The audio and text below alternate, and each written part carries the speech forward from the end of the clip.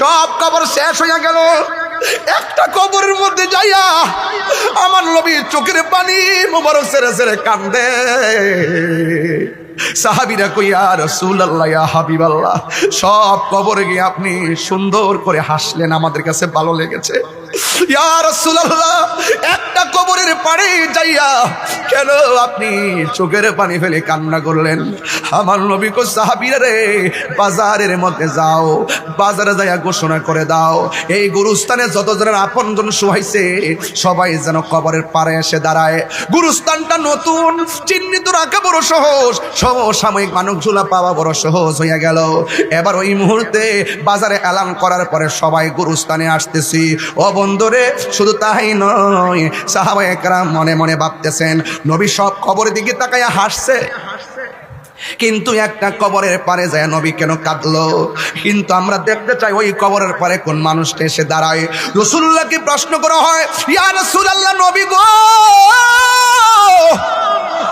ও মায়ের নবী, সব কবরে আপনি মুসকে মুসকে হাসলেন, কিন্তু একটা কবরে যাইয়া কাঁদলেন, হাসলেন কেন? আমার নবী, আপনার নবী রহমাতুল লিল আলামিন ডাক দিয়া বলে, আমি কেন হাসছি জানোনি? একটা মাত্র কারণে আমি হাসছি, একটা মাত্র কারণে আমি হাসছি। আমি যখন গুরুস্থানে ঢুকলাম, আমি দেখলাম গুরুস্থানে যতজনকে শোয়াইছে প্রত্যেকের নিচে আমার আল্লাহ জান্নাতের গালিচা বিছায় রাখছি, তারা আরাম করে ঘুমায়া রইছে। হ্যাঁ পৃথিবীর মানুষ, ইয়া রাসূলুল্লাহ, নবী গো, তাইলে একটা কবর পারে যাইয়া কেন কাঁদলেন? পয়সাটা আমি পরে বলবো। এবার সবাই তাকায়া রইছে, ওই কান্না যেই কবরটা সেখানে কে এসে দাঁড়ায়? সব জায়গায় মানুষ দাঁড়ানো শেষ, আর ওই জায়গার মধ্যে মানুষ আসতে একটু দেরি হয়েছে। কিন্তু সাহাবায়ে কেরাম বলেন, নবীও কবরের দিকে তাকায় রইছে, আমরাও তাকায় রইছি। একটা কৌতূহল শুরু হয়ে গেছে, নবী কাঁদলো কেন? কবর পারে কে এসে দাঁড়ায়? আমরা সবাই অবাক দৃষ্টিতে তাকায় রইলাম। হঠাৎ করে দেখলাম কোনো যুবক কবরের পারে আসে না, কোনো ছেলে মানুষ আসে না, কিন্তু দেখলাম অতি বৃদ্ধা একটা মহিলা লাঠি বহর কইরা কইরা কবরের পারে এসে দাঁড়াইলো। আল্লাহর হাবিব ডাক দিয়া বলে, মা, ও মা গো, মা, আপনি এই কবরের পারে দাঁড়াইলেন, এই কবরের মানুষটা আপনার কি হয়? মা ডাক দিয়ে কয়, এই কবরটা আমার সন্তানের হয়। রাসূল ডাক দিয়ে বলে, মা, আপনি জানেননি আপনার ছেলে কবরে কোন অবস্থায় আছে? মা জিজ্ঞাসা করে, আল্লাহ এবং রাসূলই ভালো জানে। এই কথা বলার পর আল্লাহর হাবিব সাল্লাল্লাহু তাআলা আলাইহি ওয়াসাল্লাম বলেন, মা গো, আপনার সন্তানটা কবরের ভিতরে বড় কষ্টে আছে, অনেক যন্ত্রণার মধ্যে আছে, জাহান্নামের হাওয়া এই কবরের মধ্যে ঢুকছে, এমন ভাবে কান্না করতেছে, এমন ভাবে কষ্ট আছে, এমন ভাবে সে কষ্টে আছে। হ্যাঁ যুবক ভাইরা, হ্যাঁ মুরব্বী বাবারা, হ্যাঁ শাস্তাগঞ্জের বাবা, ছবিগঞ্জের বাবা, লাখাইয়ের বাবা, মিরপুর বাহুবলের বাবা, ওই চুনারঘাট মাধবপুরের বাবা, একটা কথা বলে দিয়ে যায়, সব আজকে ছুঁড়ে ফেলে দিবেন না। একটা কথা মনে রাখবেন, এই দিন না আরো দিন আছে। কথা কোন ঠিক না বে ঠিক রে বাবা? হ্যাঁ বন্ধু, আল্লাহর হাবিব ডাক দিয়ে কই, মা, আপনি জানেননি আপনার সন্তানটা কবরের মধ্যে কি অবস্থায় আছে? বন্ধুরি আমার, ও আমার পুরান বাজারের বাবা, নতুন ব্রিজের বাবা, কি বাসায় ওয়াজ করব? একটা কথা বলে দিয়ে যায়, আজকের ওয়াজটারে ছুঁড়ে ফেলে দিবেন না। এবার মহিলা যেই মাত্র শুনছে আমার নবী বলেছেন তোমার সন্তানটা জাহান্নামের অগ্নিতপ্ত হাওয়ার মধ্যে কাতরাচ্ছে, এই কথা যেই মাত্র শুনছে, শুনুন, আমার মা যদি এই মুহূর্তে শুনে, অথবা শাহাবুদ্দিন হুজুরের আম্মা যদি এই মাত্র শুনে, না দুনিয়াতে তো নাই, কিন্তু আমার আম্মা যদি শুনে, পৃথিবীর সব মা যদি শুনে যে তার সন্তানের মাথাটা ফেটে গেছে, মা কি তখন হাসবে না কাঁদবে? কিন্তু আমার নবী যখন বলল আপনার সন্তানটা জাহান্নামের আগুনে জ্বলতেছে, ওই মুহূর্তে মা হাসে নাই, মা কান্না করে নাই, চোখ দিয়া পানি আসে নাই, ওই মা তখন মুস্কি মুস্কি হাসতে শুরু করেছেন। আল্লাহর হাবিব ডাক দিয়া বলে, মা, আপনাকে বললাম আপনার সন্তান কবরে আযাবের মধ্যে আছে, এটা শোনার পরও কেন আপনি হাসলেন? কারণটা কি? এবার মা তার দুঃখের বিবরণ দেয়। এটাই ছিল আজকের আমার ওয়াজের মূল বিষয়। আপনাদের কি কোনো কষ্ট হয় না কি রে বাজি? এই কষ্ট নিবেন না, ওয়াজটারে আজকে বাড়ির মধ্যে নিয়ে যাবেন।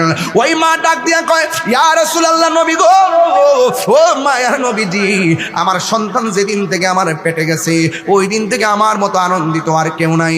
10 মাস 10 দিন হতে যাচ্ছে, সন্তান পেটের মধ্যে লাথি মেরে আমার ঘুম ভাঙছে, আমি চোখের পানি ফালাইয়া কাঁদছি।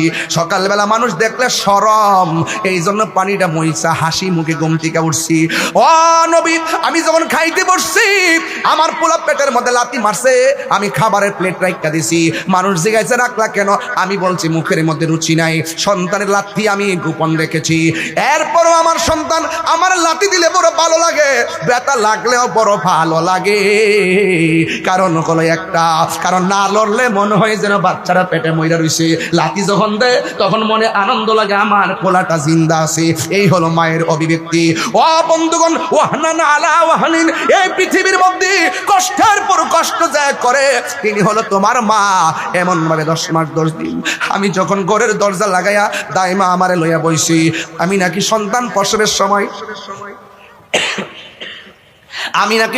প্রসবের সময় কয়েকবার বেহুশ হয়ে গেলাম। এরপরে যাক আল্লাহ বাঁচায় রাখছে, আমি সুন্দর করে সন্তানটারে প্রসব করলাম, তিলে তিলে সন্তানটারে বড় করলাম। আমার শরীরটা দুর্বল হয়ে গেছে, তখন আমার সন্তান আমারে মূল্য দেয় না। একদিন বললাম, বাবা এমন ব্যবহার করিস না, বড় কষ্ট পায়। এই সন্তান আমাকে দমক মারছে, যেই মাত্র দমক মারছে মা কই পুত্রে আমার এমন ভাবে দমকটা দিলে কেন? তখন নবী গো, আমি সন্তানে কষ্ট পাই আল্লাহর কাছে হাত বাড়াইছি, আল্লাহরে ডাক দিয়ে বলছি, আল্লাহ আমার পোলা মনে যে কষ্টটা দিতেছে তুমিও তারে কষ্ট দিও। আল্লাহ যে আমি ফাগুলনির দোয়াটা কবুল করছে, এই জন্য আমি হাসতেছি, আমার মতো আনন্দিত আর কেউ নাই। এরপরে আমার নবী তো উম্মতের কান্ডারি, উম্মতের কষ্ট সহ্য করতে পারে না। ওই মুহূর্তে আল্লাহর হাবিব বলেন, মা গো আপনি হয়তো দেখেন না কবরের মধ্যে আযাব হইতেছে, আপনারা আওয়াজ করে বলুন আমার নবী দেখার ক্ষমতা আছে না নাই? ওয়ামা ইয়াস্তাবিল আহইয়া ওয়ালাল আমওয়াত ইন্নাল্লাহা ইউসমিউ মান ইয়াশা। যারা মুর্দা যারা জিন্দা তারা এক হতে পারে না।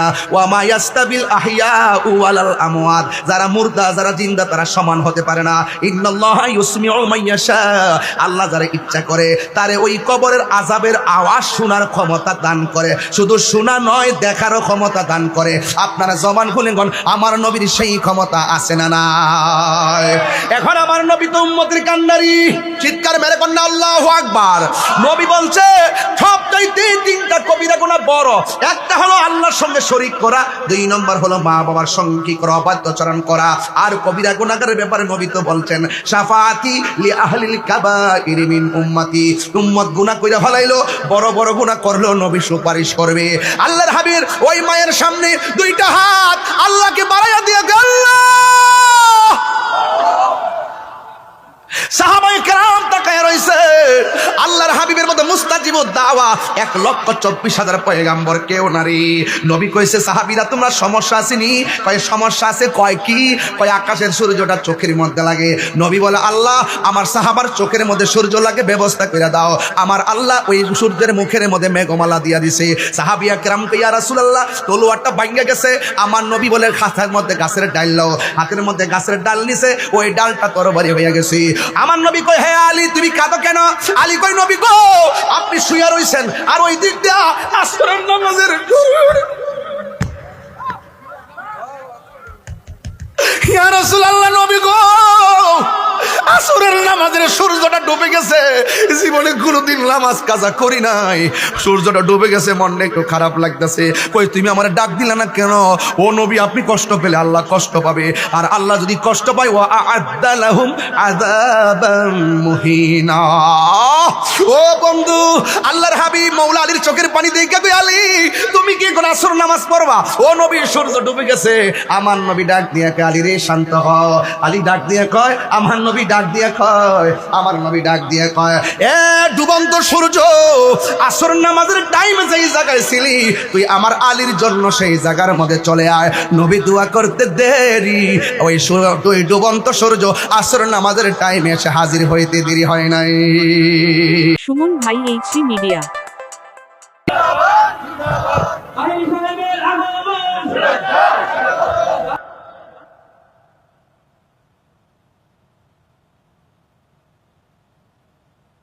আল্লাহ পাক আমাদের সকলকে কবুল করেছেন, এই জন্য শুকরিয়া পড়ুন আলহামদুলিল্লাহ।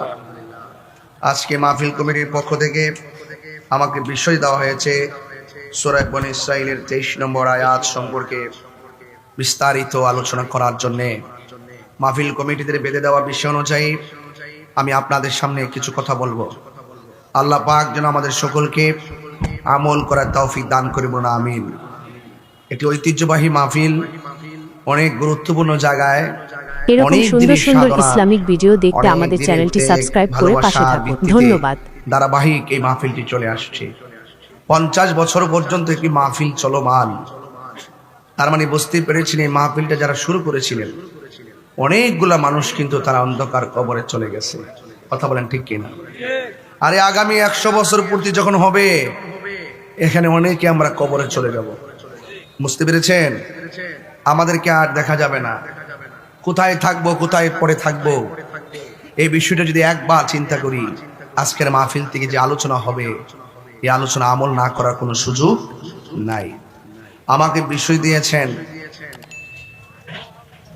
মা বাবার খেদমতের উপরে কথা বলার জন্য। যেহেতু অনেক আলেমী দিনরা এসেছেন, আজকে এক একজনকে এক একটা বিষয় দিলে বিভিন্ন সাইটে আলোচনা করা যায়, এটা সুন্দর হয়। একই মাহফিল থেকে আপনারা বিভিন্ন বিষয় নিয়ে অবগত হতে পারেন, আর এটাই সুন্দর। আল্লাহ রাব্বুল আলামিন আমাদেরকে পাঠিয়েছেন একমাত্র তার গোলামি করার জন্য। ওয়ামা খলাকুতুল জিন্না ওয়াল ইনসা ইল্লা লিয়াবুদুন।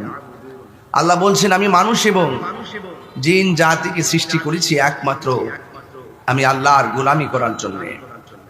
আফদালুল ইবাদাতুস সালাত, সর্বোত্তম ইবাদত হলো নামাজ। এই নামাজ ইবাদতের পর সর্বোত্তম ইবাদত নামাজ। সেই ইবাদতের পরই আল্লাহ পাক রব্বুল আলামিন খেদমতের কথা বলেছেন। তার মানে বুঝতে হবে ইবাদতের পাশাপাশি খেদমতটা কত গুরুত্বপূর্ণ। কথা বলেন ঠিক না ঠিক?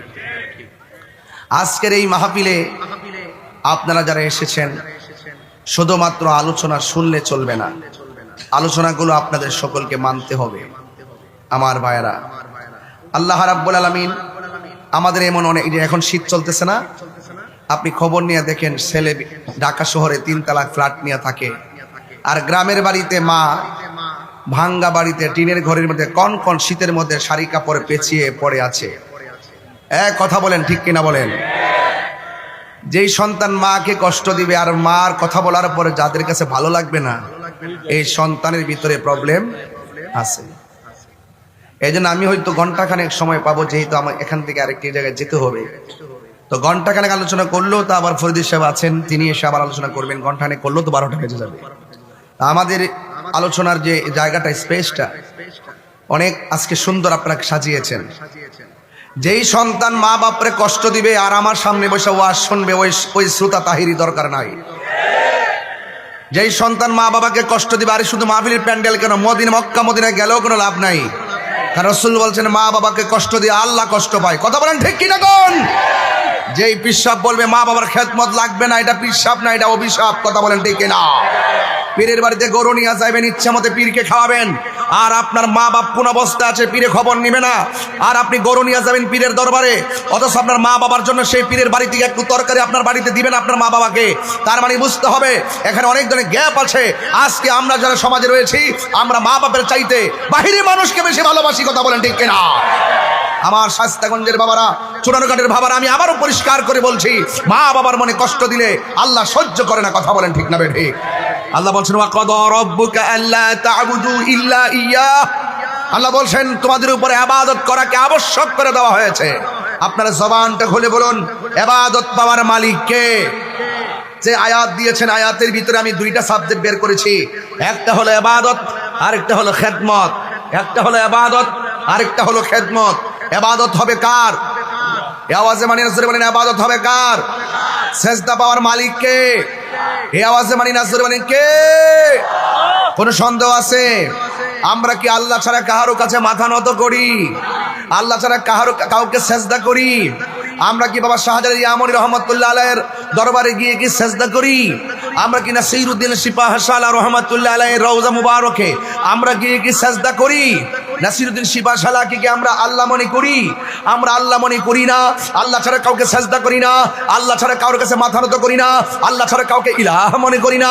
আমরা মাকে সম্মান করি মা জানে, বাবাকে সম্মান করি বাবা জানে, উস্তাদকে সম্মান করি উস্তাদ জানে, রাসূলুল্লাহকে সম্মান করি রাসূল জানে, নবীকে সম্মান করি নবী জানে, মা বাপকে সম্মান করি মা বাবা জানে, আল্লাহকে সম্মান করি আল্লাহ জানে। আমাদের কনসেপ্ট, আমরা মাজারে গিয়ে সাজদা করি না, আমরা মাজারে গিয়ে জিয়ারত করি।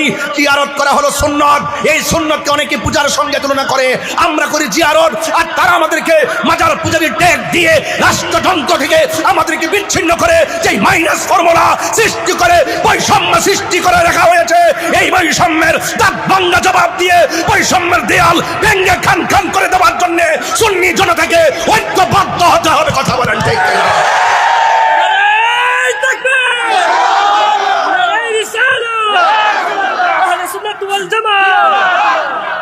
আমার ভাইয়েরা, কথা পরিষ্কার, কথা অত্যন্ত আকাশে উদীয়মান তার কারাজির মতন পরিষ্কার, আকাশে দীপ্যমান সূর্যলোকের মতো পরিষ্কার, আকাশে উদীয়মান সূর্যালোকের মতো পরিষ্কার।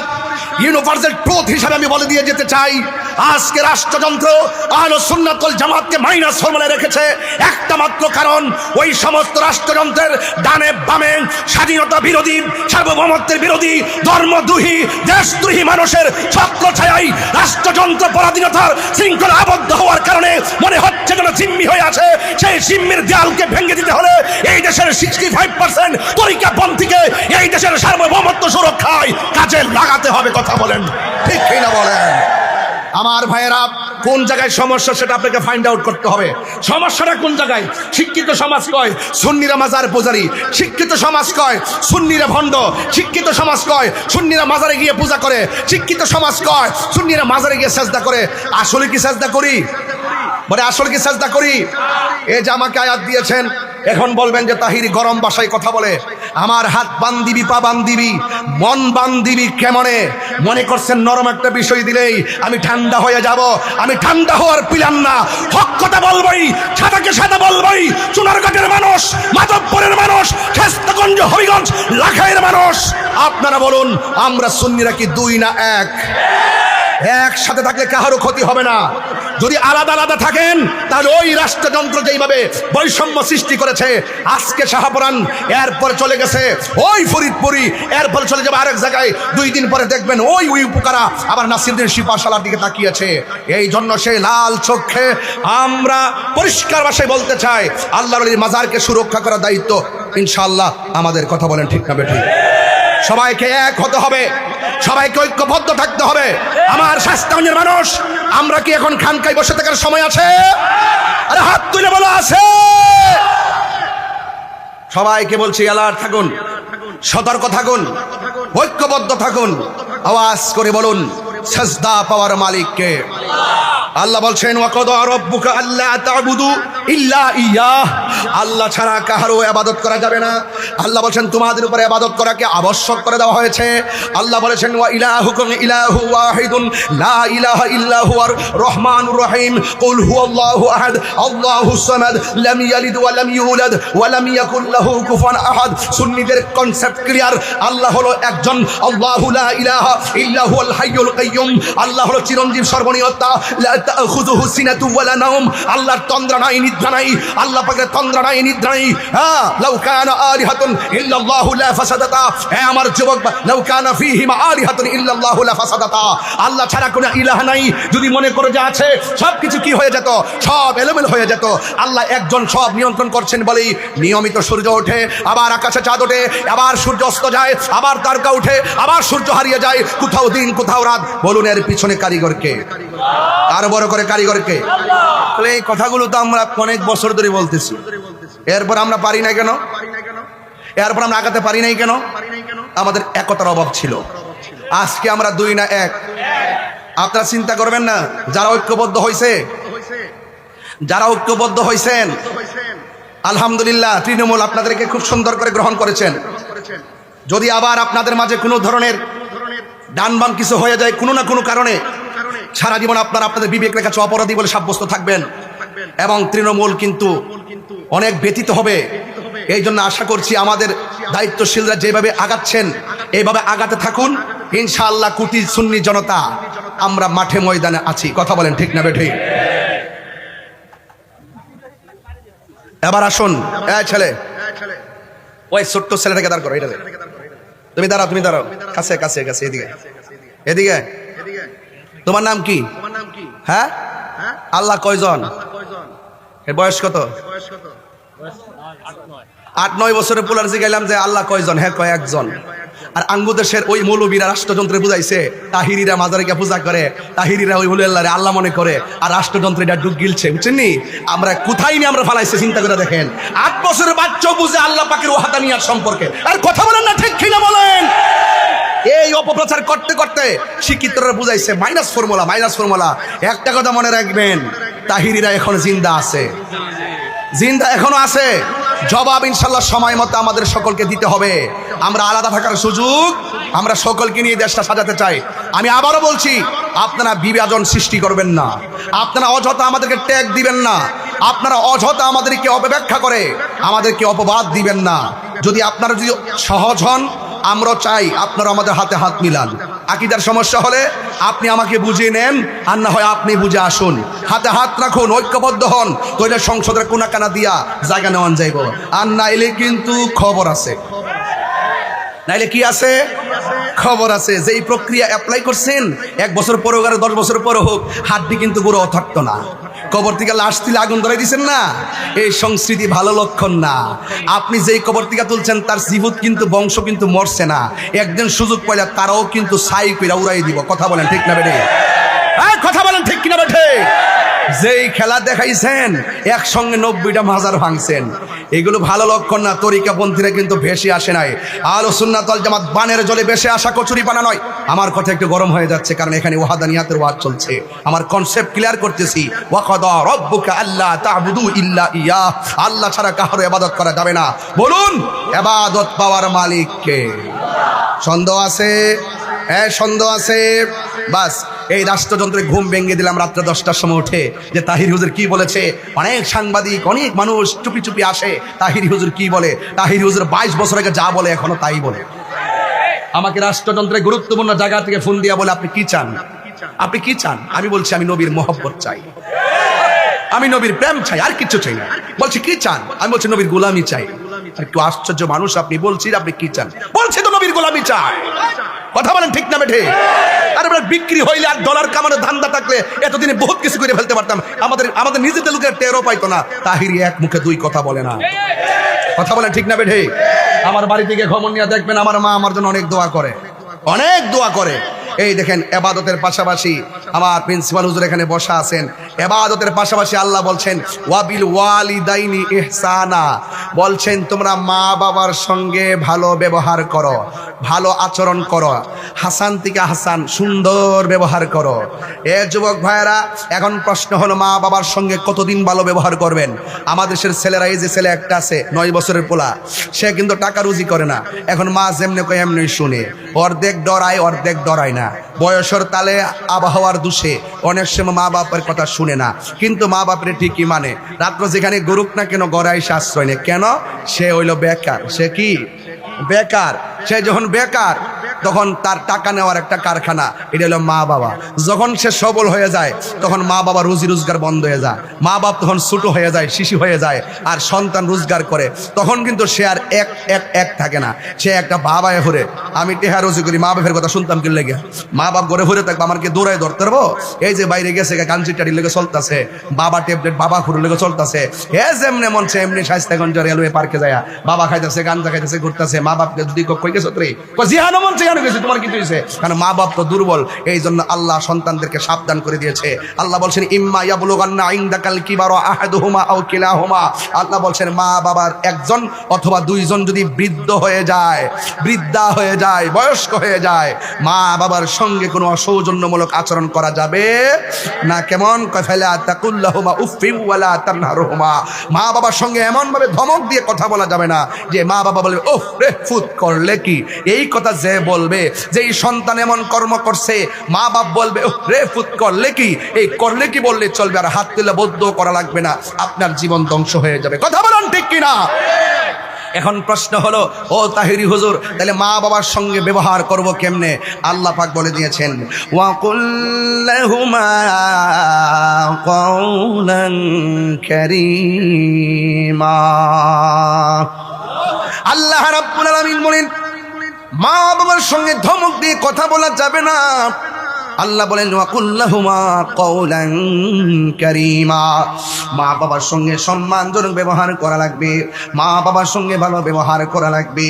আল্লাহ রাব্বুল আলামিন বলেন, ওয়াখফিজ লাহুমা জানাহাযুল্লি মিনার রাহমা। মা বাবার সঙ্গে গ্যাবারি দেখায় কথা বলো না, মমতার ছায়া বিছায়া কথা বলো, মমতার চাদর বিছায়া কথা বলো। মা বাবারে ধমক দেওয়া যাবে না। বন্ধু রে, ও বন্ধু, মা বাবার সঙ্গে খারাপ ব্যবহার যারা করেছি, আমি তাহিরি অনেক দেখেছি, মা বাবার সঙ্গে যারা খারাপ ব্যবহার করেছে এরা কোটিপতি হইল, মনের মধ্যে শান্তি নাই। হ্যাঁ বন্ধু, আমার নবী, আপনার নবী রহমাতুল লিল আলামিন হায়াতুল নবী জিন্দা নবী বলেছেন, আল জান্নাতু তাহাতা আকদামিল উম্মাহাত। মা বাবার পায়ের নিচে সন্তান, মায়ের পায়ের নিচে সন্তানের জান্নাত। রিদার রাব্বি ফি রিদাল ওয়ালিদাইন ওয়া সাকাতুর রাব্বি ফি সাকাতিল ওয়ালিদাইন। মা বাবার সন্তুষ্টিতেই আল্লাহর সন্তুষ্টি, মা বাবার সন্তুষ্টিতেই আল্লাহর সন্তুষ্টি। এই জন্য মা বাবার মনে কষ্ট দেওয়া যাবে না। ও যুবক ভাইরা, পায়ের মধ্যে হাত দিয়ে বলি, মা বাবার মনে যারা কষ্ট দিবি রে, মা বাবার মনে যারা দুঃখ দিবি, এরা ইহকালও হারাবে, পরকালও হারাবে। আমার নবী, আপনার নবী বলেন, আলা উনাব্বিউকুম বিআকবারিল কাবাইর। আমি কি তোমাদেরকে কবিরা গুনার মধ্যে বড় কবিরা গুনাহ সম্পর্কে তোমাদেরকে অবহিত করব না? কুল্লা, সাহাবায়ে কারাম বলেন, ক্বাবালা ইয়া রাসূলুল্লাহ, অবশ্যই কবিরা গুনার মধ্যে সবচাইতে বড় কবিরা গুনাহ কোনটা আমাদেরকে বলেন। আল্লাহর হাবিব বললেন, আল ইশরাকু বিল্লাহ, আল্লাহর সঙ্গে শরীক করা, ওয়া হুকুকুল ওয়ালিদাইন, মা বাবার অবাধ্যচারণ করা। এই জন্য মা বাবার সঙ্গে বিয়াদবি করা যাবে না। সাআলতু রাসূলুল্লাহি সাল্লাল্লাহু তাআলা আলাইহি ওয়াসাল্লাম, সাহাবী বলেন, আমি রাসূলুল্লাহকে প্রশ্ন করলাম, আইয়ুল আমালি আহাব্বু ইলাল্লাহ, আল্লাহর কাছে সবচাইতে ভালো এবং মঙ্গলজনক আমলটা কোনটা? ইয়া রাসূলুল্লাহ, আল্লাহর কাছে সবচাইতে ভালো আমল কোনটা, উত্তম আমল কোনটা? আল্লাহর হাবিব সাল্লাল্লাহু তাআলা আলাইহি ওয়াসাল্লাম বলেন, আসসালাতু আলা ওয়াক্তিহা। আল্লাহ রাব্বুল আলামিন বলেন, আল্লাহ রাব্বুল আলামিনের হাবিব সাল্লাল্লাহু আলাইহি সাল্লাম বলেন, তোমরা যে প্রশ্ন করেছো আল্লাহর কাছে সবচাইতে ভালোবাসার আমল কোনটা, আল্লাহর হাবিব বলেন, আসসালাতু আলা ওয়াক্তিহা। আল্লাহর হাবিব বলেন, সবচাইতে উত্তম আমল হলো সময় মতো নামাজ কায়েম করা, সময় মতো নামাজ পড়া। কুলতু, সাহাবায়ে কেরাম বললেন, ইয়া রাসূলুল্লাহ, এরপরে সুম্মা আইয়ুন, এরপরে কোনটা? আল্লাহর হাবিব সাল্লাল্লাহু তাআলা আলাইহি ওয়াসাল্লাম বললেন, বিররুল ওয়ালিদাইন, এরপরে সর্বোত্তম ইবাদত হলো মা বাবার সঙ্গে সদ্ব্যবহার করা। কুলতু সুম্মা আইয়ুন, আমি জিজ্ঞেস করলাম, ইয়া রাসূলুল্লাহ, এরপর কোন আমলটা সবচাইতে উত্তম? ক্বালা রাসূলুল্লাহ সাল্লাল্লাহু তাআলা আলাইহি ওয়াসাল্লাম, আল জিহাদু ফি সাবিলিল্লাহ, এরপরে সবচাইতে উত্তম আমল হলো আল্লাহর রাস্তায় জিহাদ করা। যুবক ভাইরা, যেই জায়গার মধ্যে আল্লাহর হাবিব বলেছেন আল্লাহ রাব্বুল আলামিনের কাছে সবচাইতে প্রিয় উত্তম আমলটা হলো সময় মতো নামাজ পড়া। আজকে বড় কষ্ট লাগে, দুঃখ লাগে, মসজিদের মধ্যে আজান হয়, যখন ফজরের নামাজের আজান হয়, সারা রাত মোবাইলটা চালাইয়া আজান দেওয়ার পরে মোবাইলটা চার্জ লাগায় ঘুমে যায়। এটাই হলো শতকরা 80% যুবকের বাস্তবতা। কথা বলেন ঠিক কিনা? সে মনে মনে কল্পনা করে আজানটা হয়েছে কিনা, চার্জটা শেষ হয়েছে কিনা, আজানটা দেওয়ার পরে মোবাইলটারে চার্জে লাগায় ঘুমে যায়। অথচ মুয়াজ্জিন যখন বলে আসসালাতু খায়রুম মিনান নাওম, ঘুম থেকে নামাজ উত্তম, অথচ বান্দা চয়েস করেছে নামাজ থেকে ঘুম উত্তম। আল্লাহ বলে, বান্দা তুই আমার সঙ্গে নাফরমানি করেছিস। আল্লাহ রাব্বুল আলামিন বলেন, ও পৃথিবীর মানুষ, আমাকে যদি তোমরা স্মরণ করো, আমি আল্লাহ তোমাদেরকে স্মরণ করব। এই জন্য আমার ভাইয়েরা, আল্লাহ সময় মতো নামাজে যাওয়া বড় ফজিলত রয়েছে। আজকে মনে বড় দুঃখ লাগে, অনেকগুলো মসজিদের পাশে দোকানদার থাকে, কিছু কিছু দোকানের ভিতরে ক্যারাম বোর্ড টাকা দিয়া চালানো হয়। এক বোর্ড খেললে 100 টাকা, 2 বোর্ড খেললে 200 টাকা। যখন মসজিদের মধ্যে নামাজ চলে, যেই আঙ্গুল দিয়া মসজিদে কয় আশহাদু আল্লাহ ইলাহা ইল্লাল্লাহ, মসজিদের ভিতরে যে আঙ্গুল দিয়ে শাহাদা পড়ে আর ক্যারাম বোর্ডের মতো ওই আঙ্গুল দিয়ে তারা খেলাধুলা করে। ও বন্ধুগণ, খবর আছে, খবর আছে, খেলায় খেলায় সময় নষ্ট করে দিও না রে বাজি। এই জন্য আমার আল্লাহর হাবিব বলেন, এরপরে সবচাইতে উত্তম আমল হলো মা বাবার খেদমত করা। এক লোক সাহাবীকে জিজ্ঞাসা করি, আর ও নবীর সাহাবী, আমি তো একটা মেয়ের বিয়ের প্রস্তাব দিয়েছিলাম, মেয়েটা আমার বিয়ের প্রস্তাবে রাজি হয় নাই। এরপরে কিছুক্ষণ পরে দেখলাম মেয়েটাকে আরেকটা ছেলে বিয়ের প্রস্তাব দিয়েছে। শুধুমাত্র বিয়ের প্রস্তাবই দেয় নাই, মেয়েটা বিয়ের প্রস্তাবের মধ্যে রাজি হয়ে গেছে। এরপরে ছেলেটার সঙ্গে মেয়েটারে বিয়ে হয়ে গেছি। এখন মনে মনে ভাবলাম এই ছেলেটাও ছেলে, আমিও ছেলে। আমি মেয়েটারে প্রশ্ন করলাম, তোমাকে পছন্দ করি, তোমাকে বিয়ে করতে চাই। মেয়ে বলে আমি রাজি নয়, কিন্তু একটা ছেলে আমার চাইতে বেশি সুবিধা নয়। মেয়েটা বলে তোমার প্রস্তাবে রাজি, বিয়ে হয়ে গেছে। আমি ছেলে তখন মেয়েটার প্রতি ক্ষুব্ধ হয়ে গেছি। আমি মেয়েটারে নিজের হাত দিয়া খুন করেছি। নবীর সাহাবী গো, ও সাহাবী একটু বলেন না, এত বড় গুনাহ আমি করছি, আমার গুনাহটা ক্ষমা হবে নি? তখন নবীর সাহাবী ডাক দিয়া কয়, যুবক, আমি তোমার কাছে জানতে চাই তোমার মা বেঁচে আছেনি? এবার ছেলেটা কয়, না, আমার মা দুনিয়াতে বেঁচে নাই। আর একটা সাহাবী শুই না কয়, ও নবীর সাহাবী, এই ছেলেটা বলছে মেয়েকে খুন করেছে। আপনি বললেন এই ছেলেটা বলছে মেয়েকে খুন করেছে, অথচ ছেলেটা বলছে আমার ক্ষমা আসেনি। আপনি তাকে ক্ষমা রাস্তা না দেখাইয়া আপনি প্রথম বলছেন তার মা আসেনি। দোষ করলো ছেলে, মাকে কেন তালাশ করলেন? ওই সাহাবী ডাক দিয়া কয়, ও নবীর সাহাবী, আল্লাহর হাবিব সাল্লাল্লাহু আলাইহি সাল্লামের কাছে আমি যে মায়ের বর্ণনা শুনেছি, এই মা এমন জিনিস, সন্তান যদিও অপরাধ করেছে, কিন্তু মা যদি বাচ্চা থাকে, সন্তানটা যদি মারে কয়, আম্মা আমি তো ভুল করে ফেলেছি গো, আমার কোনো ক্ষমা আছে, তুমি একটু দোয়া করো না। এই পৃথিবীর মধ্যে একটা মাত্র মানুষ দুইটা হাত তুললে মাঝখানে কোনো পর্দা থাকে না। দোয়া করলে কবুল, বদদুয়া দিলেও কবুল। আমার মন বলছে ছেলেটা যে খুন করেছে, ছেলের মা যদি তাহাজ্জুদ নামাজের পরে ওইটা যদি কইতো, আল্লাহ আমার ছেলে বুঝে নাই, আমার ছেলে ভুল করছে, আমার ছেলেটারে মাফ করে দাও, ওই মায়ের দোয়াটা আল্লাহর দরবারে তাড়াতাড়ি কবুল হয়ে যেত। এই জন্য মা এমন জিনিস, পৃথিবীর সবার দোয়ার মধ্যে স্বার্থ থাকে, কিন্তু মায়ের দোয়ার মধ্যে কোনো স্বার্থ থাকে না। মা নিঃস্বার্থে মার সন্তানের জন্য দোয়া করে। এই জন্য আমি প্রায় মাহফিলের মধ্যে বলে থাকি, নিঃস্বার্থে ভালোবাসে শুধু আমার মা, ববে যার তুলনা নাই। নিঃস্বার্থে ভালোবাসে শুধু আমার মা, ববে যার তুলনা নাই। সেই মা তোমার চলে গেলে গো, শীতের মধ্যে বাড়িতে গিয়া দরজা খুলছে কত মা দুঃখিনী। আজকে কিছু পোলাপান বাড়িতে যাবে, মার চেহারা দেখবে না, কবরে আছে মা। নিঃস্বার্থে ভালোবাসে শুধু আমার মা, ববে যার তুলনা নাই। সেই মা তোমার চলে গেলে গো, সেই মা তোমার চলে গেলে সার হইব কান্দন। এই জগতে কেউ হবে না মায়েরই মতো, এই জগতে কেউ হবে না, এই জগতে কেউ হবে না মায়েরই মতো। মাগো তোমার মতো লই না কেহ, আমায় কুলে টানি। মাগো তোমার মতো লই না কেহ, আমায় কুলে টানি। আঁচল দিয়ে মোচে না কে,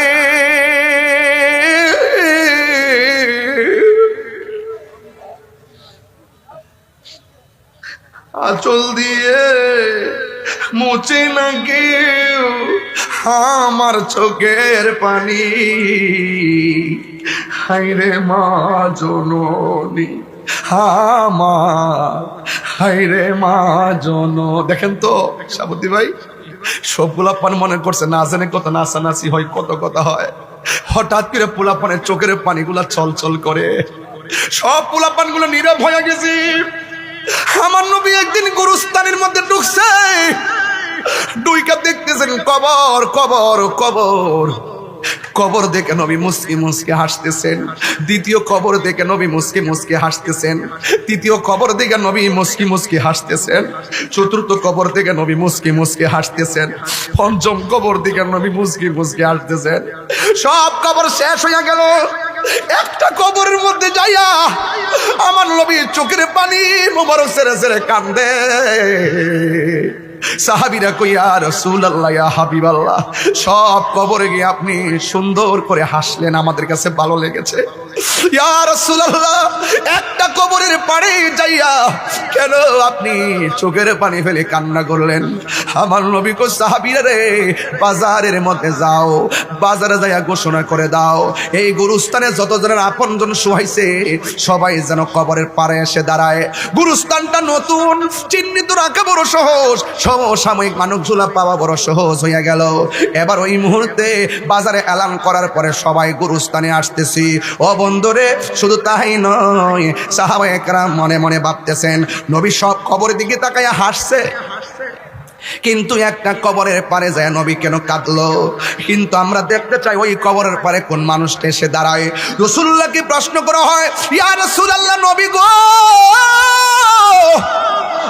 ও মায়ের নবী, সব কবরে আপনি মুস্কি মুস্কি হাসলেন, কিন্তু একটা কবরে যাইয়া কাঁদলেন, হাসলেন কেন? আমার নবী, আপনার নবী রহমাতুল লিল আলামিন ডাক দিয়া বলে, আমি কেন হাসছি জানোনি? একটা মাত্র কারণে আমি হাসছি, একটা মাত্র কারণে আমি হাসছি। আমি যখন গুরুস্থানে ঢুকলাম, আমি দেখলাম গুরুস্থানে যতজনের শোয়াইছে প্রত্যেকের নিচে আমার আল্লাহ জান্নাতের গালিচা বিছায় রাখছি, তারা আরাম করে ঘুমায় রইছে। হ্যাঁ পৃথিবীর মানুষ, ইয়া রাসূলুল্লাহ, নবী গো, তাইলে একটা কবর পারে যাইয়া কেন কাঁদলেন? পয়সাটা আমি পরে বলবো। এবার সবাই তাকায়া রইছে ওই কান্না যে কবরটা, সেখানে কে এসে দাঁড়ায়? সব জায়গায় মানুষ দাঁড়ানো শেষ, আর ওই জায়গার মধ্যে মানুষ আসতে একটু দেরি হয়েছে। কিন্তু সাহাবায়ে কেরাম বলেন, নবীও কবরের দিকে তাকায় রইছে, আমরাও তাকায় রইছি। একটা কৌতূহল শুরু হয়ে গেছে, নবী কাঁদলো কেন? কবর পারে কে এসে দাঁড়ায়? আমরা সবাই অবাক দৃষ্টিতে তাকায় রইলাম। হঠাৎ করে দেখলাম কোনো যুবক কবরের পারে আসে না, কোনো ছেলে মানুষ আসে না, কিন্তু দেখলাম অতি বৃদ্ধা একটা মহিলা লাঠি বহর কইরা কইরা কবরের পারে এসে দাঁড়াইলো। আল্লাহর হাবিব ডাক দিয়া বলে, মা,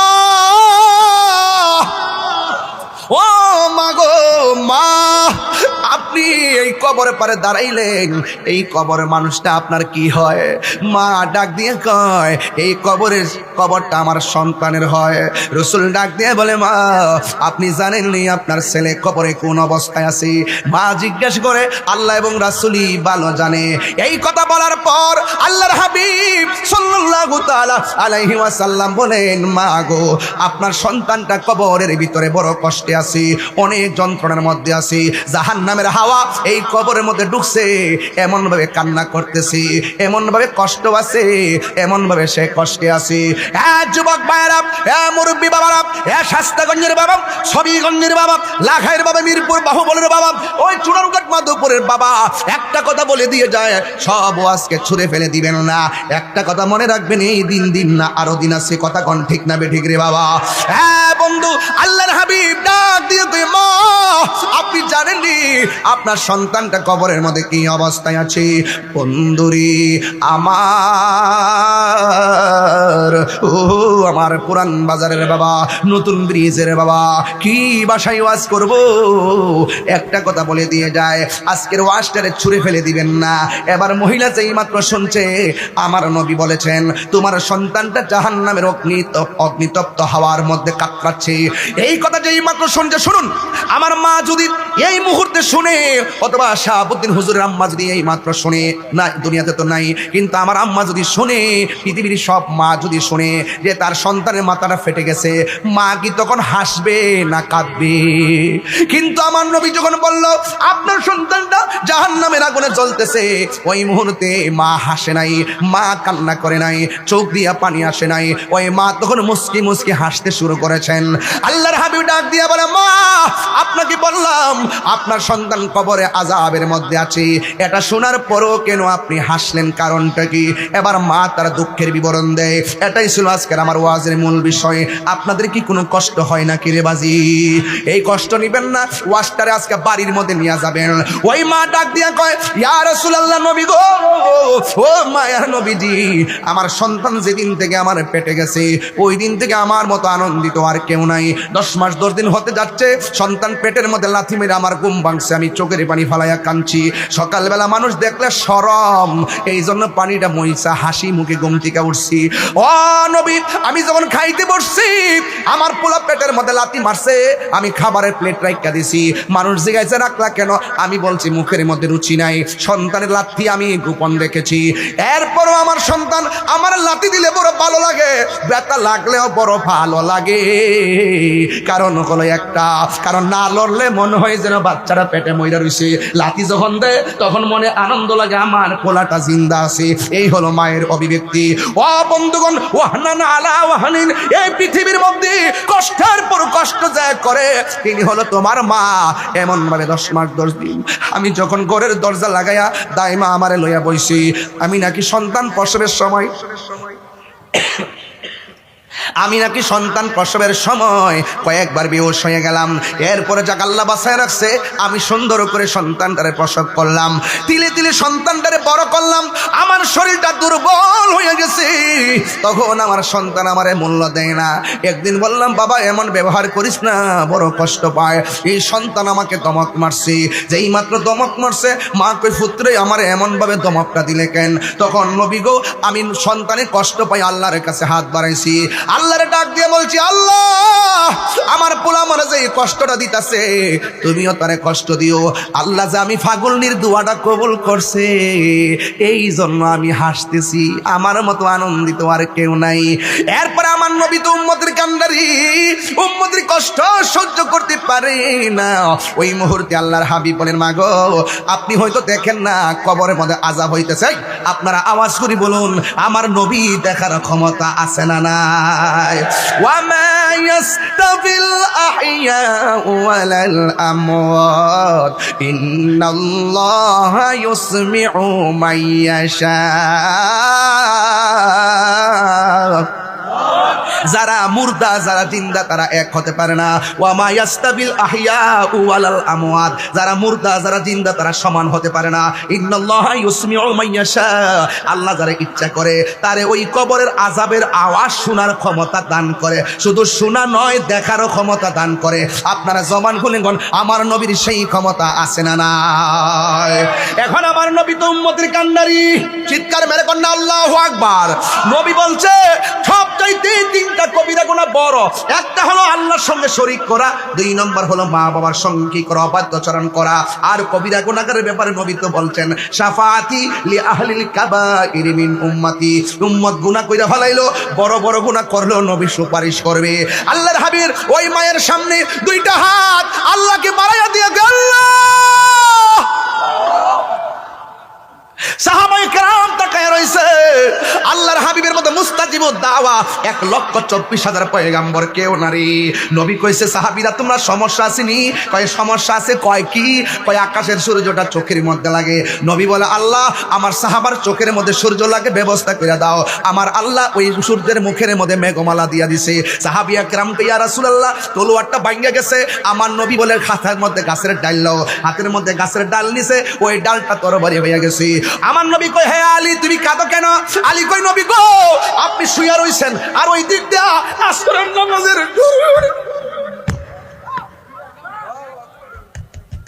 ইয়া রাসূলুল্লাহ নবী গো আসরের নামাজের সূর্যটা ডুবে গেছে, জীবনে কোনোদিন নামাজ কাজা করি নাই, সূর্যটা ডুবে গেছে, মনটা একটু খারাপ লাগতেছে। কই তুমি আমার ডাক দিলে না কেন? ও নবী আপনি কষ্ট পেলে আল্লাহ কষ্ট পাবে, আর আল্লাহ যদি কষ্ট পায় ওয়া আ'আদ্দা লাহুম আযাবাম মুহিনা, ও বন্ধু, আল্লাহর হাবিব মৌলা আলীর চোখের পানি দেখে কই, আলী তুমি কি এখন আসর নামাজ পড়বা? ও নবী, সূর্য ডুবে গেছে। আমার নবী ডাক দিয়া কয়, আলী রে শান্ত হ। আলী ডাক দিয়া কয়, আমার নবী ডাক দিয়া কয়, আমার নবী ডাক দিয়া কয়, এ ডুবন্ত সূর্য, আসর নামাজের টাইমে যেই জায়গায় ছিলি তুই আমার আলীর জন্য সেই জায়গার মধ্যে চলে আয়। নবী দোয়া করতে দেরি, ওই ডুবন্ত সূর্য আসর নামাজের টাইমে এসে হাজির হইতে দেরি হয় নাই। নবীর মতো মুস্তাজিব দাওয়ার কেউ নাই। সময় কম প্লিজ। নবীর মতো মুস্তাজিব দাওয়া কেউ নাই। নবী আমার ডাক দিয়ে কি, অসাহাবীরা কোনো সমস্যা আসেনি? কয় বালু মাটিতে ধুলা উড়ে, কাফেররা শক্ত মাটির উপরে, এই জন্য ধুলার কারণে ঘোড়া দৌড়ে আমরা তীরের আঘাত দেখি না। আল্লাহর হাবিবে আল্লাহ আমার ধুলার কারণে সাহাবারা তীরের আঘাত দেখে না। কাফেররা যেমনি মারে এমনি মুসলমানদের লেগে যায়। ইয়া আল্লাহ, আমার সাহাবারা যদি তারা ধ্বংস হয়ে যায় তাইলে কি হবে? তাহলে কি হবে? তাইলে ইসলামের পতাকা পাহারা দিয়া রাখবে কে? ও বন্ধুরে, বন্ধুরে, ও শাস্তা কন্ডের বাবা, ইন দি মিন টাইমে আমার নবী যখন বললেন, ও আল্লাহ, ও আল্লাহ, ও আল্লাহ, আমার সাহাবীরা ধুলাবালির কারণে কিছুই দেখে না। নবী আমার দোয়াটা করতে দেরি, আমার আল্লাহ আসমান থেকে মুষলধারে বৃষ্টি নামাইয়া শক্ত মাটির পিছলা বানাইছে আর বালু মাটির শক্ত বানাইয়া দিছে। জোরে জোরে কি সুবহানাল্লাহ বলা যাবে না? আমার নবী ডাক দিয়ে সাহাবারা কি বলতে চাও? আল্লাহর হাবিবকে সাহাবায়ে কেরাম বলে, ইয়া রাসূলুল্লাহ, যুদ্ধ কইরা এমন তৃষ্ণার্ত হইয়া গেলাম, পানি নাই। রাসূল বলে, এনাটা নিয়ে আসো, মানে পাত্রটা নিয়ে আসো। এবার পাত্র আনার পরে আল্লাহর হাবিবের আল্লাহর হাবিবের আঙ্গুল মোবারকটা পাত্রের মধ্যে এমন ভাবে ধরলেন, ধরতে দেরি বাথরুমের মধ্যে যেমনি ঝর্ণার পানি ঝরে, আল্লাহর হাবিবের হাতের আঙ্গুল মোবারক থেকে ঝর্ণা পড়তে পড়তে পাত্র পূর্ণ হয়ে গেছে। চিৎকার মেরে কি আল্লাহু আকবার বলা যাবে না? তার মানে বুঝাইতে চাইতেছি, নবীর মতন মুস্তাজিবুদ দাওয়া পৃথিবীর কেউ না। নবী বললে আল্লাহ দাও, আমার নবী দিয়ে আল্লাহ দিয়া দে।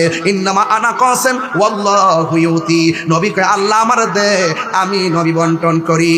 ও গো নবী, প্যারা নবী, তোমারই দরবার যেথায় গেলে একবার যেতে চাই বারবার। এই মদিনা যেতে চাননি আপনারা? ও গো নবী, প্যারা নবী, তোমারই দরবার যেথায় গেলে একবার যেতে চাই বারবার। দু জাহানে চলে নবী তোমার জমিদারি, দু জাহানে চলে নবী তোমার জমিদারি। আল্লাহ সব কিছুর মালিক, তুমি বন্টনকারী। আমরা নবীর ভিখারি, আমরা কার ভিখারি? আমরা হয় না রে কার ভিখারি? আমরা হাত তুলে বড় খুশি হব, কার ভিখারি? আমরা নবীর ভিখারি। তোমার ক্ষমতা চলে আসমানে শুধু জমিনে নয়, তোমার ইশারায় মাগরিব হতে উল্টায় আসর। ওয়াজ বুঝাই গেছি? তোমার ক্ষমতা চলে আসমানে শুধু জমিনে নয়, তোমার ইশারায় মাগরিব হতে উল্টা আসর হয়। তোমার মুজিজার কথা কি শেষ করিতে পারি? খেজুর গাছের ডাল হয়ে যায়, খেজুর গাছের ডাল হয়ে যায় ধারালো তরবারি। আমরা নবীর ভিখারি, আমরা কার ভিখারি গো বলো? নবীর ভিখারি, আমরা নবীর ভিখারি। ও গো নবী, প্যারা নবী, তোমারই দরবার যেতাই গেলে একবার যেতে চাই বারবার। দু জাহানে চলে নবী তোমার জমিদারি, দু জাহানে চলে নবী তোমার জমিদারি। আল্লাহ সব কিছুর মালিক, তুমি বন্টনকারী। আমরা নবীর ভিখারি, আমরা নবীর ভিখারি। আমরা কার ভিখারি গো বলো? হয় নাই কার ভিখারি গো বলো? এই আমরা নবীর ভিখারি, আমরা নবীর ভিখারি। জোরে জোরে কি আল্লাহু আকবার বলা যাবে না? হায় রে, নবীর মতন মুস্তাজিব দাওয়া কেউ সুবহানাল্লাহ কইতেন না? আসমানো হি পর সব নবী রহ গয়ে, আরশে আজম पे पहुंचा हमारा नबी सबसे हमारा नबी सबसे बाला কত সুন্দর লাগতেছে আমার যুবক পোলা পান্ডি নবী সবসে আলা হো আলা হমারা নবী সবসে বালা হো আলা হমারা নবী क्या खबर कितने तारे किले छुप गए पढ़ने डूबे ना डूबा हमारा नबी में कब्र अंधेरी में घबराऊंगा जब तन्हा इमदाद मेरी करने अजान रसूलुल्लाह जुरे कोन सुबहानाल्लाह আমি বলছি বাবা নবীর মতন মুস্তাজিবুদ দাওয়া কেউ নাই এবার মা দাঁড়ায় রইছে আমার নবী বলেন আল্লাহ ওই মহিলা তো কবরে আযাব দেখে না কিন্তু আল্লাহ মহিলাটারে একটু কবরে আযাবটা দেখায়া দাও এই কবরটারে আলোক করে দাও এই কবর কি আসল ঘর না নকল ঘর কিরে বাজি এই মুহূর্তে 10 বছর একটা কবর খুললে কি পাইবেন কোন তো না থাকবে কে বলছে থাকবে হাড্ডি থাকবে আমি কথা বললে গেছি শিখাইছি এখন 3 দিন পরে কয়দিন 3 দিন পরে নাকটা পচে যায় 6 দিন পরে নখ গোলা উঠে যায় 9 দিন পরে মাথার চুলগুলা উঠে যায় 10 দিন পরে চোখটা ফেটে যায় 70 দিন পরে পেটটা ফেটে যায় 60 দিন পরে গোশতগুলো হাড্ডি দিয়ে উঠে যায়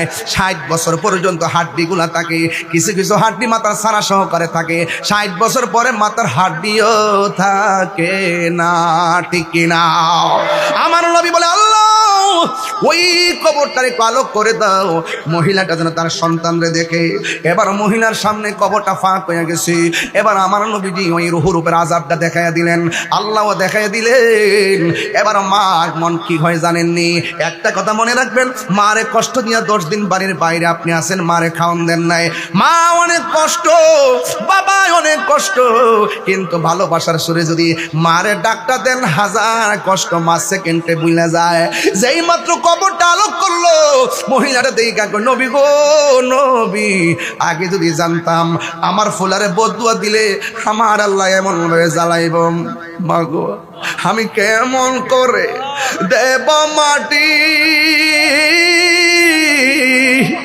আমি কেমন করে দেব মাটি তোমার এই কবরে মা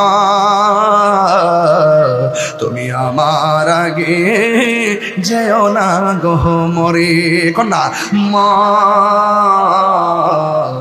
তুমি আমার আগে যেও না গো মরে যখন রাত্রি নিঝুম নেই চোখে ঘুম একলা শূন্য ঘরে তোমায় মনে পড়ে মাগো তোমায় মনে পড়ে এই সেই ঘর এই সেই খাট বিছানার পাশে আছে পানের বাটা চশমাটা পরে আছে পাশে শুধু মানে শুধু মানে শুধু মানে শুধু মানে দরজাটা খুলতে খেয়ে যাই ধুকা ওই সাবুদ হুজুর আমার কই হুজুর আমার আম্মা নাই বাড়ি যাওয়ার পরে আর মার মমতার চেহারা আর দেখবে না আমি বাড়িতে গেলে আমার বাবার চেহারা আর দেখি না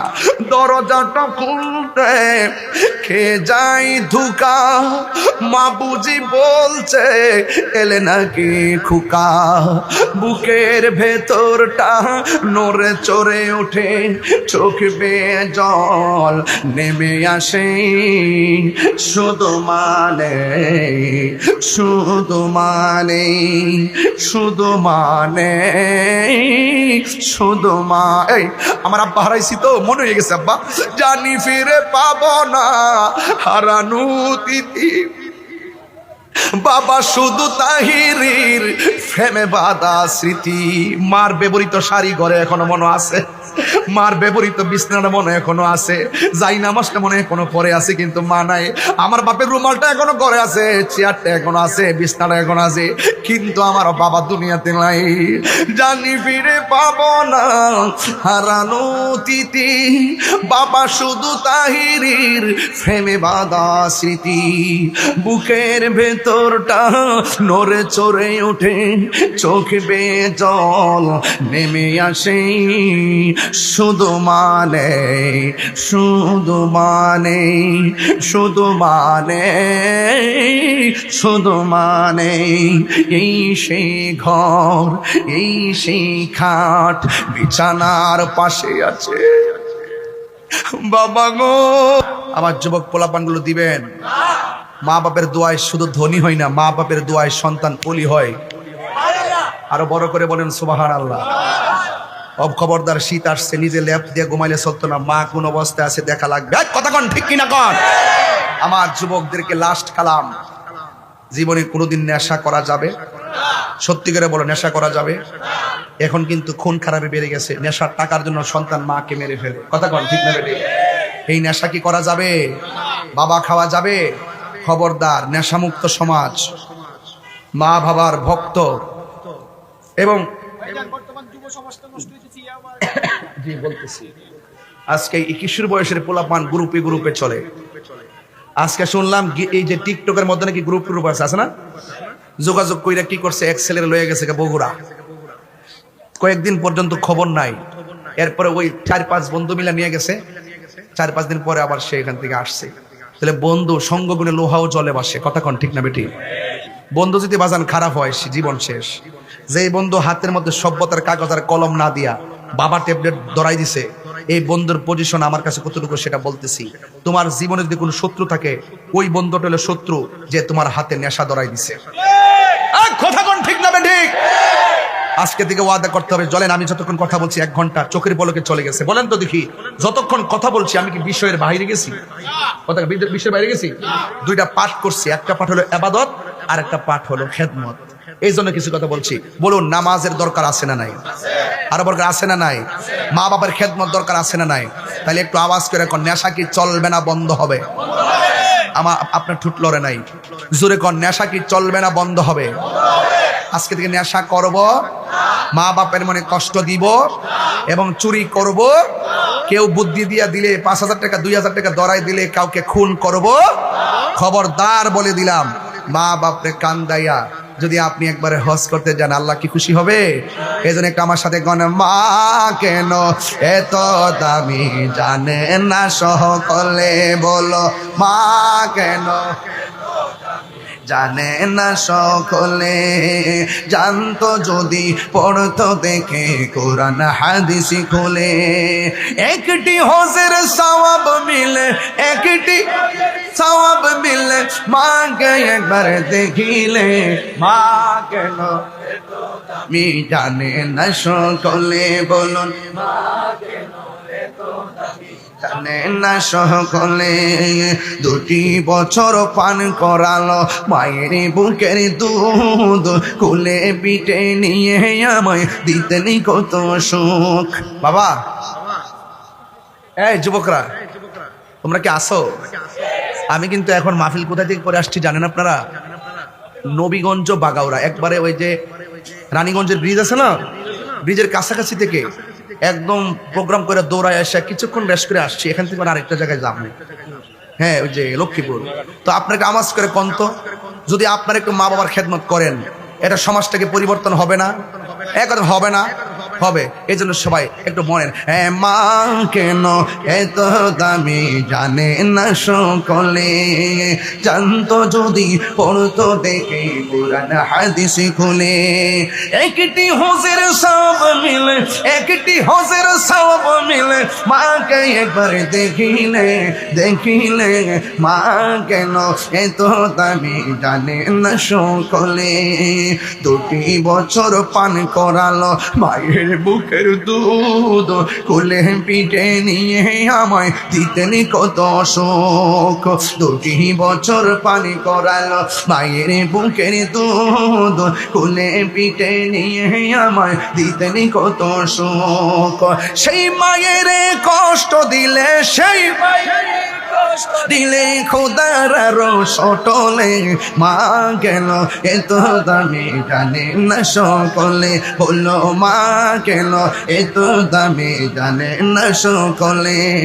মায়ের প্রসবের কালে কত কষ্ট পাই, বেহুশ হইয়া পড়ে মায়ে আপন বিছানায়। সন্তানের নিয়া কোলে, সন্তানের নিয়া কোলে প্রসবে তা বলে মা কেন এত দামি জানে না সকলে, বললো নে মা কেন এত দামি জানে না সকলে। হাত তুলে বলেন, হাত তুলে জানাই দিলেন জানে না সকলে, বললো জানে না সকলে, বললো নে মা কেন এত দামি জানে না সকলে। জানতো যদি পড়তো দেখে কোরআন হাদিস খুলে, মকবুল হোসের সব মিলে মাকে একবারে দেখিলে, দেখিলে মা কেন এত দামি জানে না সকলে, বলুন মা কেন এত দামি জানে না সকলে। মা গো মা গো মা মা গো। আসসালামু আলাইকুম ওয়া রাহমাতুল্লাহ। নারে তাকবীর, নারে রিসালাত, নারে গাউসিয়া। আল্লামা মুফতি জহিরুল ইসলাম ফরিদী সাহেবের আগমন। নারে রিসালাত। আগামী 24-25 ইস্তেমার দাওয়াত ইসলামীর 24-25-26 3 দিনের সুন্নতে ভরা ঢাকা আসিয়ান সিটিতে দাওয়াত ইসলামীর ইজতেমা। আপনারা সকলে সবান্ধবে একদম ঝাঁকে ঝাঁকে যাবেন ইনশাআল্লাহ। সকলে বলুন আলহামদুলিল্লাহ। আগামী 20 ডিসেম্বর শায়েস্তাগঞ্জ উপজেলা শাখার উদ্যোগে রেলওয়ে পার্কিংয়ে আমার মাহফিল আছে। আমার বয়ানের সময় বাদ এশা সবাই যাবেন। আগামী 29 ডিসেম্বর আমার মাহফিল আছে কোন জায়গা? দুর্গাপুর বাজারে না? ঠিক আছে ইনশাল্লাহ। আর বিশেষ কথা হলো সামনে তো একটা নির্বাচন আছে, আছে কিনা? কথা আছে কিনা বলেন? যদি বৃহত্তর সুন্নি জোট যদি আমাকে এখানে হবিগঞ্জ 4 মাধবপুর চুনারগাঁয়ের জন্য যদি মনোনীত করে, ইনশাল্লাহ আপনাদের সার্বিক মনোসম্মতি থাকে এবং অল্প সময়ের ভিতরে আপনাদের মনের ভিতরে যে একটা গণজোয়ার সৃষ্টি হয়েছে, আপনাদের বাদ বাংলার জোয়ারকে কাজে লাগিয়ে ইনশাল্লাহ আমরা সকলকে নিয়ে চেষ্টা করব অন্তত আহলুস সুন্নাত ওয়াল জামাতের প্রতিনিধি হয়ে যেন আমরা যেন সংসদে গিয়ে ইয়া নবী সালাম আলাইকা পড়তে পারি। কথা বলেন ঠিক না? হে আল্লাহ আমাদের সকলকে বোঝার তৌফিক দান। সবাই বসুন ইনশাআল্লাহ।